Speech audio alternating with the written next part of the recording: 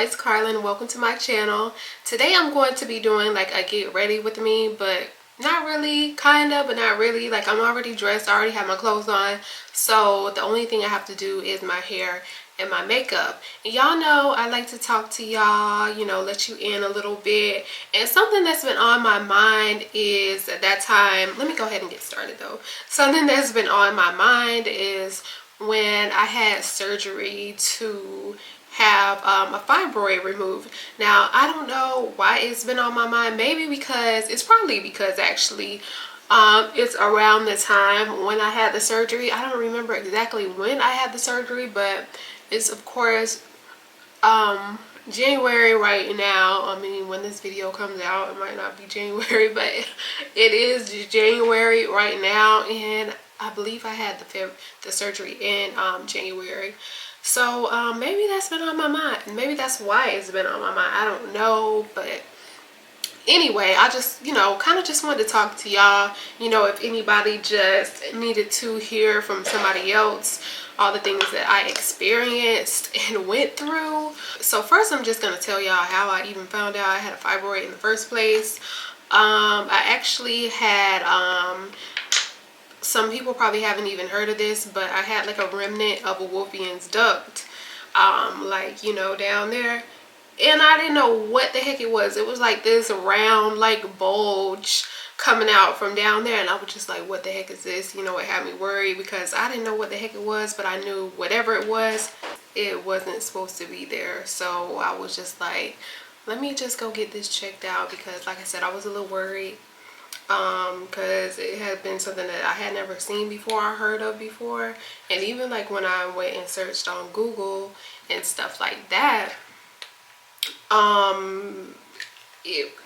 that's what I had on me was not what Google was saying. So so obviously it was something like a little less known of, less, you know, heard of, not too many cases of it before.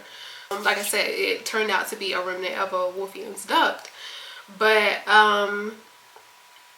when I first moved where I'm living at now, I of course had never lived here before, so I had to find like a new gynecologist and stuff. So I found a new gynecologist. I was living in Houston. I'm not from Houston, but I lived there for like a year, and before that I had let a gynecologist check it out, and then I let this like free, not free, but this, what do you call it, like low, I don't know, like low income budget, you know, for people with low incomes, because I didn't have health insurance at the time.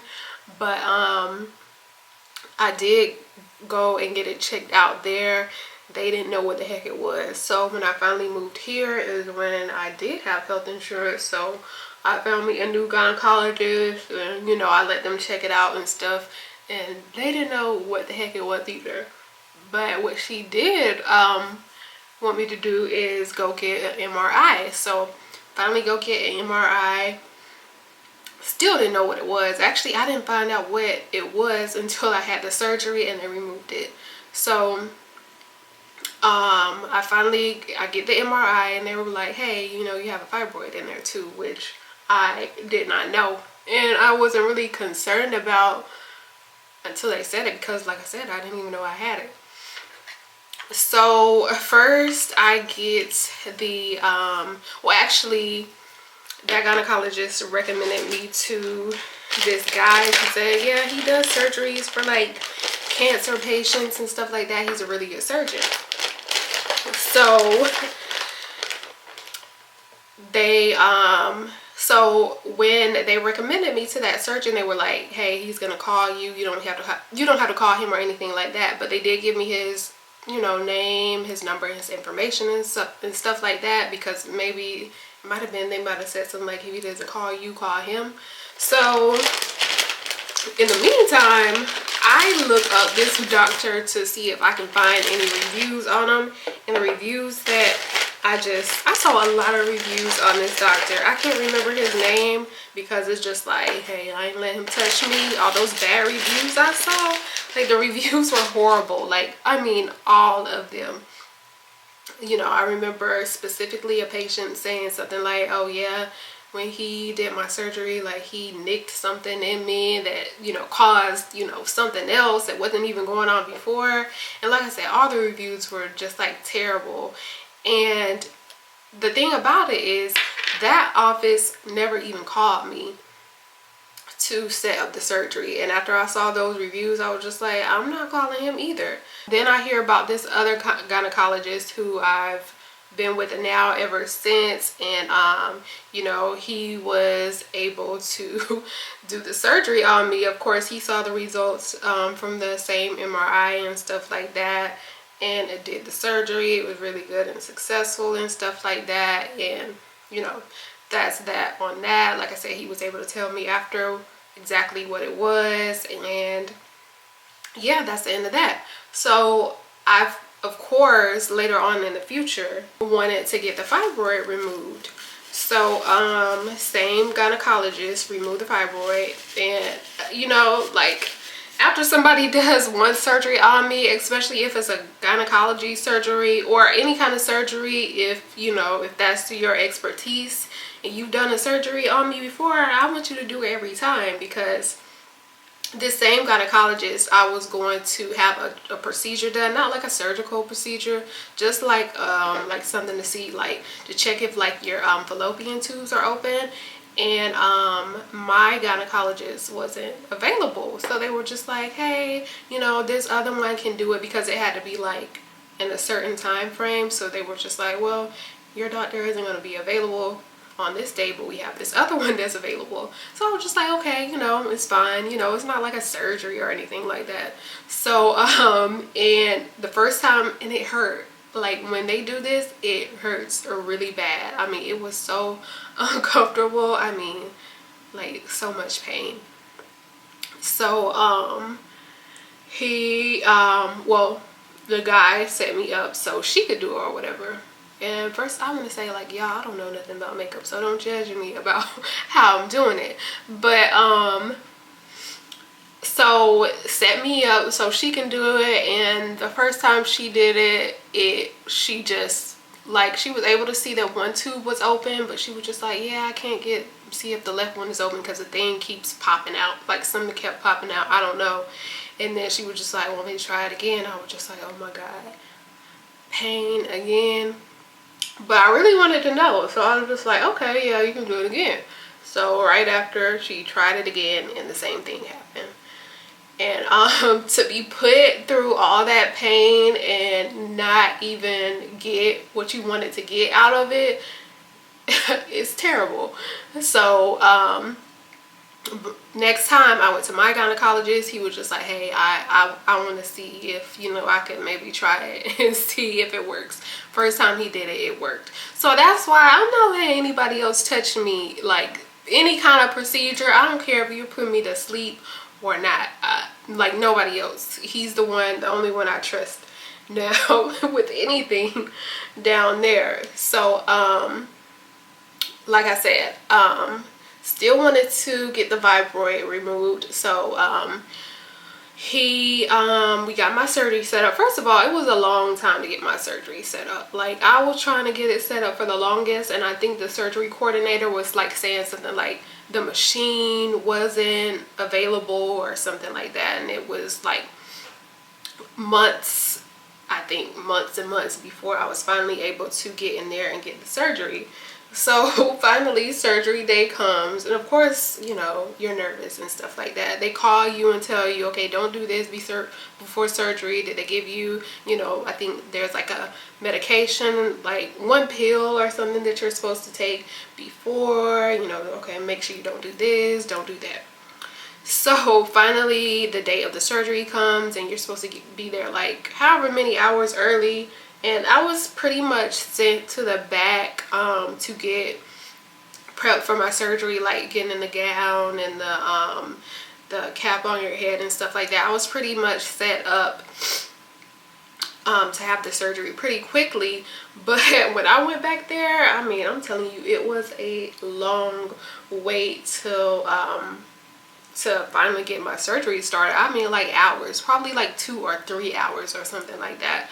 And my gynecologist probably came in maybe like an hour or or two and was just like, hey, you ready to, you know, get your surgery done? And I'm like, yes, because, you know, you're anxious and stuff like that, and, you know, you just want to go ahead and get it over with. So I'm just like, yes, yeah, I'm ready. I mean, I didn't say it like that, but I'm just like, yeah, you know, I'm ready to, you know, to get it over with. So finally they come and take me to the back, and I remember being up for like maybe 1 minute. Like, I remember them rolling me to the back. I remember being in the operating room for like, you know, like I said, a minute or two, and then after that I was like out. It's so crazy like how you don't remember much you know, when you're being put under anesthesia for a surgery. It's just like crazy. You just, 1 minute you up, and then the next minute you just out, and you don't even know how you you know, in the surgery, you don't even know how you got there. So first of all, my fibroid, they said it was about the size of a grapefruit, and I think they usually do 3 incisions maybe, but they had to do 4 for me, or it's either they have to do 4, whichever number they usually do. They had to do an extra one for me because of the size of it. So my surgery went a little bit longer than expected. So like I said, it was the size of a grapefruit. So of course, at the end of surgery, all that was told to me and stuff like that. And I'm telling you, like, I remember laying in the bed right after the surgery, and I told the nurse, like, I have to use the restroom. So she was just like, okay, because she was like doing something at the time. She was just like, okay, you know, give me a second or whatever she said, and I'll help you to go to the restroom. And whatever she was doing, she was just taking too long. So I started to just try to, because I was just like, okay, I told this lady I had to pee, and she's taking her precious time to help me to go to the restroom. So I started to try to get up on my own. And she was just like, oh, wait, you know, I'm coming or whatever. So she came and helped me to get to the restroom. And I'm telling you, peeing during both surgeries, actually, peeing, oh my God, it hurt so bad. Anytime, you know, after I went home and I had to go to the restroom, like, I was dreading it. Like, I hated having to use the bathroom because that pain, you know, that pain is just right there in his body. So you're already feeling pain from the surgery, and then you got a pee tube, and then you're gonna feel extra pain because the surgery you had was dealing with, you know, all that stuff that's down there. So anything dealing with down there is gonna hurt. Using the bathroom, laughing, all that kind of stuff like that, it hurts. And what was strange to me was that my shoulders were hurting. I mean, like, real bad. They were hurting so much that I had to ice my shoulders, and I started crying too, just because of the pain of my shoulders. And I looked it up because I was just like, why the heck are my shoulders hurting? Like, what does this, oh, I put too much, but anyway, I was just like, what does this have to do, you know, with down there? Why the heck are my shoulders hurting? So I looked it up, and I saw that it could be something about, of course, this was like 2-3 years ago or something like that, so I don't remember, but it says something about the anesthesia as to why the shoulders can hurt. And and when I'm telling you, they hurt, like, they hurt real bad. Let me know if y'all have had a fibroid removed and your shoulders were hurting, or any kind of surgery where you have to be put under anesthesia. I had, you know, the other surgery before, and my shoulders weren't hurting like this. So that's why I specifically said maybe it's, you know, or for the people who have had a fibroid removed, maybe that's why. I don't know, but like I said, it was just weird. Like, why are my shoulders hurting? But like I said, I had to ice them. Like, that's how bad they were hurting, and crying too. So, but also, as far as pain that you're feeling, yeah, you're gonna feel pain. But the thing about it, the pain it's not like weeks and weeks and weeks. It's not like you're gonna be down a long time. I was only like feeling the bulk of my pain like maybe 3-4 days. After 3-4 days, I was feeling pretty much almost back to normal. Of course, you can't have like sex or anything like that for like 6 weeks or something like that. But as far as like being able to walk around and do what I normally do, besides like exercise and stuff like that, you know, you can get up, go for walks, you know, cook and all that kind of stuff as you normally would. You can probably even go to work if your job is not like too vigorous. Like if you work in a warehouse or something like that, I probably wouldn't recommend it. Warehouse, fast food, something where you have to be constantly moving around, bending over and stuff like that. But if you're in a job where you're pretty much stationary the whole time, then you're probably just going to be able to go back to work after those 3-4 days. So periodically around the house, when I could, you know, I'd get up to walk around just to kind of, you know, get myself back in the rhythm and stuff like that. After those 2, 3, 4, however many days, my shoulders did stop hurting and I was able to, yeah, just feel pretty much better all around. So which is good, because like I was miserable those few days. Like I'm just glad it's over. And what's crazy about it too, the last time I went to the gynecologist, probably like 3-4 months ago, last time I went, they were like, yeah, you have a fibroid again, which is expected because they usually say 9 times out of 10 they're probably gonna come back. I mean, but it still sucks, you know. It still kind of hurts your feelings because you'll go online and you'll see, okay, you can do this to, you know, minimize your chances and stuff like that. And I feel like I was doing a lot of those things, but it's just like, I guess whatever is meant to be there is just gonna come no matter what you do, I guess. In some cases, not all, but in some cases, yes. So it's just like, dang, man, again, like I really have a fibroid again. Like I don't want to go through that again. I don't want to go through a surgery again to have a fibroid removed. Like, not that it was just like unbearable, even though, like I said, it was kind of unbearable, but it was just like, it wasn't like weeks and weeks and weeks of recovery. It was like a very short recovery time, but I just really don't think I want to go through that again. So this fibroid might just stay in me. The fibroid that I have had removed, it was a fibroid that was outside of the uterus, so I don't know if that makes a difference either. But yeah, I had pretty much a whole grapefruit just chilling up right outside of my uterus, and it's just like things that aren't supposed to be there, like they aren't naturally supposed to be there, like I don't want them there, you know what I mean? Because when I had the remnant of the Wolffian's duct, the first gynecologist that I went to, the same gynecologist didn't ask me this, but the first gynecologist asked me, is there a reason why you want it removed? And then I just remember thinking, I might have even said, like, because, you know, just because it's not supposed to be there. You know, I got this whole big bulge sticking out of me, and then somebody asked me, you know, well, why do you want to have it removed? And it's just like, well, the main reason is because, like I said, it's not supposed to be there. And then the second one was because, like, it was kind of causing, like, problems and pain, and, you know, when you know what. So that was another reason too. But like the main reason, well, I guess those are the two main reasons, maybe the only reasons, because the pain and just because it wasn't supposed to be there. And then it's just like, well, why would you even ask me that? Like, why is that your concern? It's not your money, it's not your body. If I come to you and say I want to have this removed, just like take it out. Like if it's not going to cause me any problems, or, you know, down the line or anything like that, it's just like, if I say I want it removed, like, why would you question me about what I want to do, you know, with my body?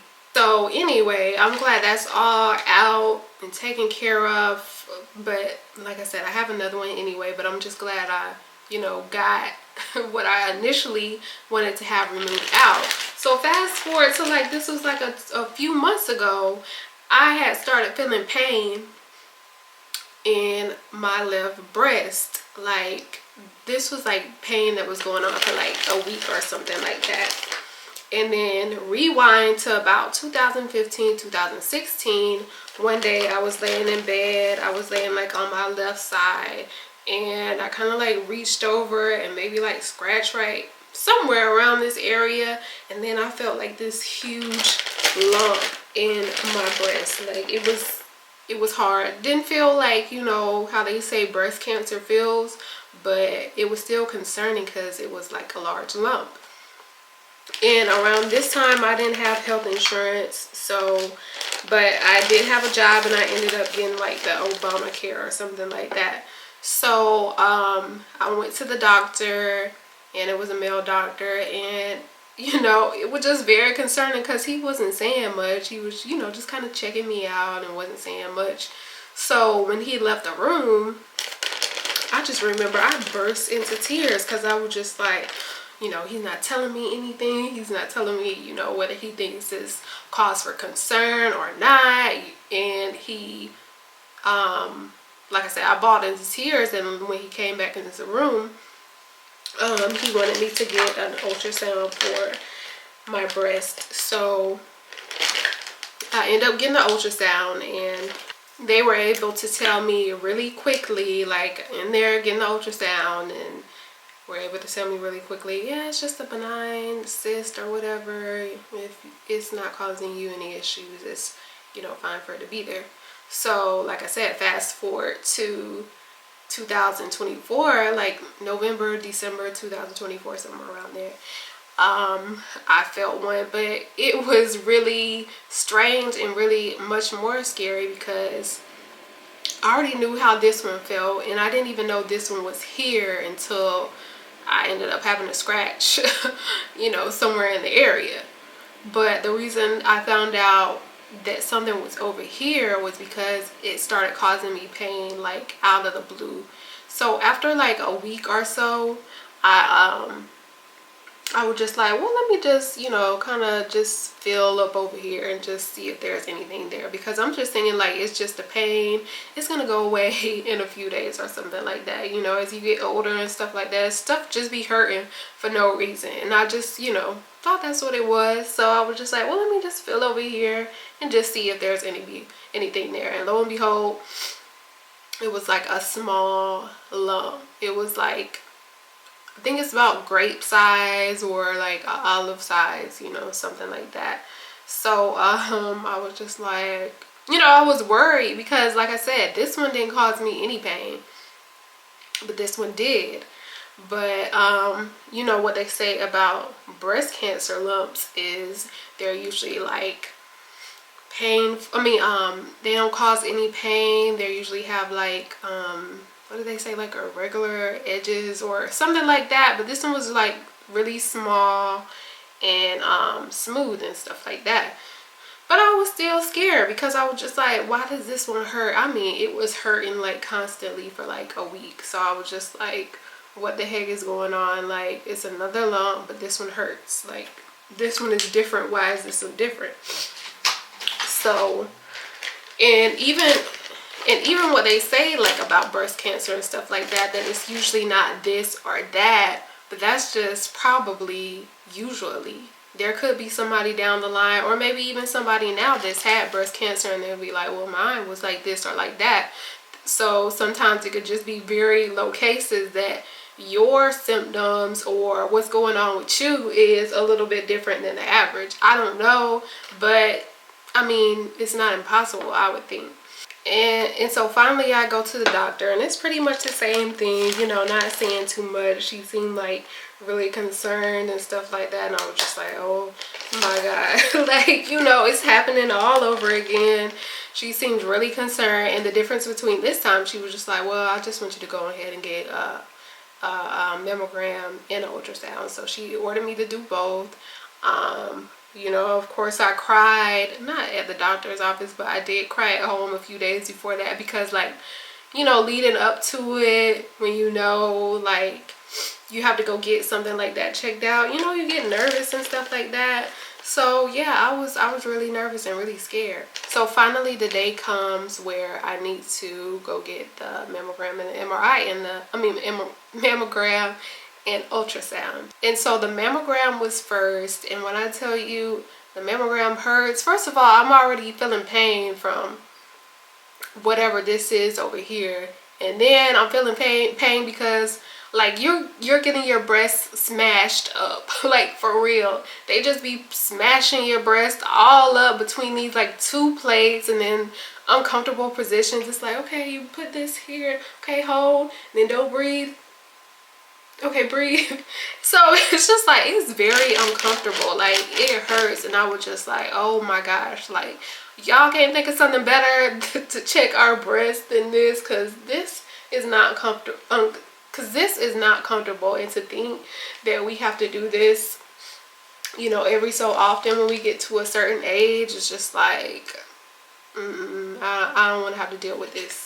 So after that, of course, was the ultrasound, and you know, after that she was just like, okay, I gotta go, you know, show this to the doctor or whatever. And then she comes back after a few minutes, and then luckily she was just able to tell me, you know, it's just a cyst. She was just like, you have one in your other breast too, of course, which I already knew about. But I was so thankful that that's all it was, because like I was saying, like I was scared, because like I'm just like, what the heck is going on with this one? Why does this one hurt? Why does this one not feel like the other one? I know the other one is just a cyst, a benign cyst and stuff like that. It's just like, but this one feels different. So I'm just so thankful that that's all it was. But you know, I just say this to say, like, ladies over 40 out there, like, make sure y'all are getting y'all mammograms when y'all are supposed to, especially if you have a history of breast cancer in your family. Like, even if you don't have a history, just make sure you're getting checked out, because you never know, that history starts from somewhere. So yeah, just make sure you're getting checked out. Anything that you like hurts or just doesn't feel normal, and you know it's not supposed to be hurting, make sure you go get that checked out too, because I know I'm one of those people like that likes to just brush things off, or oh, I'm sure it's okay, I'm sure it's nothing. But it's just like, well, I don't know that for sure. I'm not a doctor, and even if I was a doctor, it's just like, I just don't know. Like, you just don't know. So if anything's hurting or doesn't feel right, or you feel something that's not supposed to be there, make sure you go get it checked out. Because, you know, we've heard these cases sometimes where if you would have just came in early, it could have been caught, and you could have just been, you know, just so much more better off, and, you know, just a better chance that you could, you know, heal from it. Or just like, you know, just go do it early. Like, as soon as you feel something that's not supposed to, that just doesn't feel right, like, just go get it checked out. Like, better safe than sorry. I think sometimes people get in the mindset, like, if they know it's, you know, easy to lose hope, and you know, that's scary.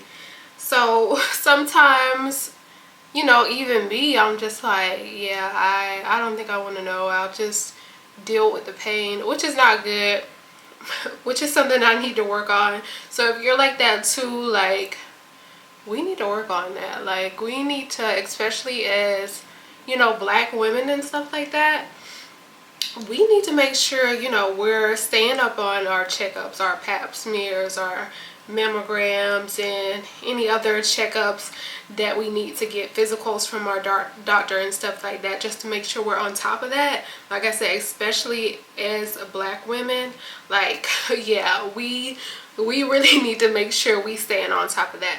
I don't know how my hair is gonna look up under this, but hopefully it's good enough to hopefully it looks good enough to just keep it as is. I'm gonna put a little bit of moisturizer on it and call it a day.